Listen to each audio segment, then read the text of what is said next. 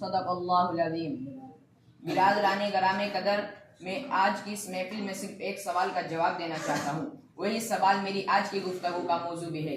وہ سوال یہ ہے کہ ہم نماز کیوں پڑھتے ہیں؟ میرے پاس اس سوال کی کئی جوابات ہیں۔ میں وقت کی قلت کے پیش نظر انتہائی اختصار کے ساتھ جواب عرض کرتا ہوں کہ ہم نماز اس لیے پڑھتے ہیں کیونکہ نماز ایک اہم ترین عبادت ہے اور ہماری تخلیق کا مقصد عبادت ہے۔ ہم نماز اس لیے پڑھتے ہیں کیونکہ نماز کا حکم اس عظیم ذات نے دیا ہے جو ہمارا سب سے بڑا محسن ہے، اور محسن کا شکریہ ادا کرنا انسانی فطرت ہے۔ ہم نماز اس لیے پڑھتے ہیں کیونکہ روحانی زندگی کے لیے نماز کی پابندی ضروری ہے۔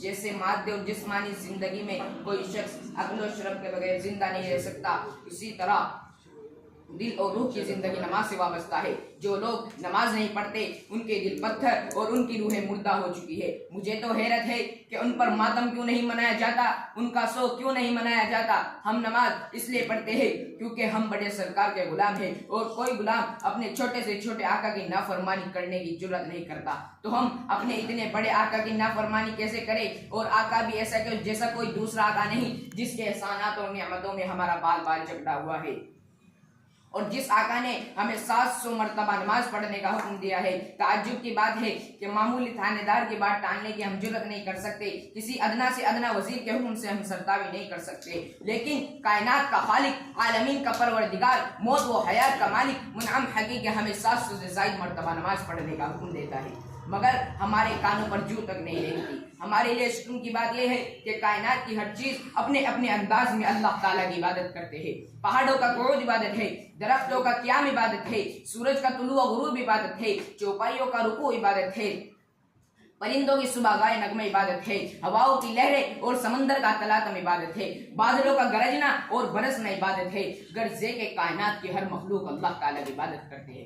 اللہ تعالیٰ خود فرماتا ہے وَإِن مِّن شَيْءٍ إِلَّا يُسَبِّحُ بِحَمْدِهِ۔ جب ہر مخلوق عبادت کرتے ہیں تو اے اشرف المخلوقات تم عبادت کیوں نہیں کرتے؟ جبکہ تمہاری عبادت ایسی جامع ہے، اس میں پہاڑوں کا قعود بھی ہے، درختوں کا قیام بھی ہے، چوپائیوں کا رکوع بھی ہے اور اشراق کا سجود بھی ہے، بلکہ نماز میں دین کے سارے ارکان جمع ہو گئے۔ اس میں روزہ بھی ہے کیونکہ ہم نماز میں کچھ کھا پی نہیں سکتے، اس میں زکوٰۃ کی چھلک بھی ہے کیونکہ نماز کے لیے لباس وغیرہ پر مال خرچ ہوتا ہے، اس میں حج کی خوشبو بھی ہے، رب کعبہ سے مناجات ہوتی ہے، اس میں جہاد مع النفس بھی ہے جسے حضور صلی اللہ علیہ وسلم نے جہاد اکبر قرار دیا ہے۔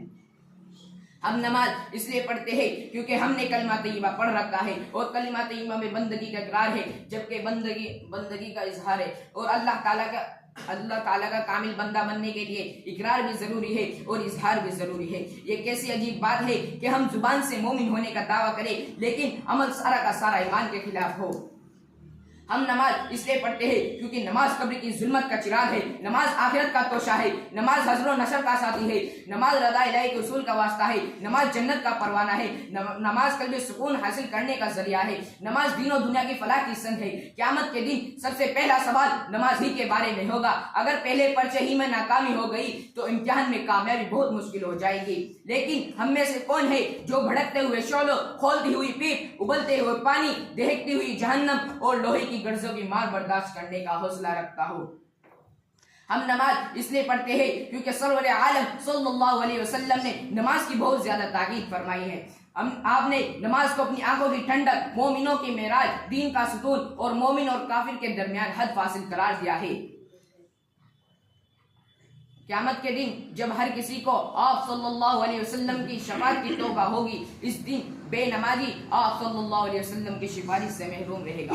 اللہ کے بندو، اگر تم فواحش اور منکرات سے بچنا چاہتے ہو تو نماز پڑھو، اگر تم اللہ تعالیٰ کی رضا اور محبت چاہتے ہو تو نماز کی پابندی کرو، اگر تم احسان شناس اور باغیرت ہو تو نماز کو اپنی عبادت بنا لو، اگر تم اپنے اولاد نیک دیکھنا چاہتے ہو، اپنی زندگی میں، اپنے کاروبار میں، اپنے گھروں میں برکتوں کا ظہور دیکھنا چاہتے ہو تو نماز کو سینے سے لگا دو۔ وما علینا الا البلاغ۔